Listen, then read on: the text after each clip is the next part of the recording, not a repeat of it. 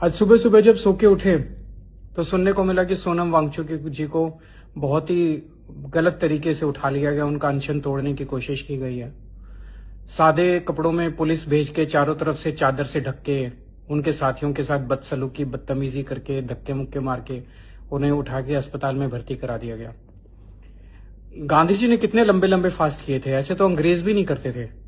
क्या इसी के लिए हमने आजादी ली थी कि एक दिन ऐसा आएगा जब हमारी सरकार हम लोगों के साथ इस तरह से बदसलूकी करेगी। मैं मोदी जी से कहना चाहता हूं कि ये बच्चे क्या मांग रहे हैं, ये हमारे देश के बच्चे हैं, इनके साथ इस तरह की बदसलूकी करना सही नहीं है। ये बच्चे यही तो मांग रहे हैं कि हमें अच्छी शिक्षा व्यवस्था चाहिए, ये बच्चे यही तो मांग रहे हैं कि पेपर लीक नहीं होने चाहिए, ये बच्चे यही तो मांग रहे हैं कि अच्छी परीक्षा व्यवस्था होनी चाहिए।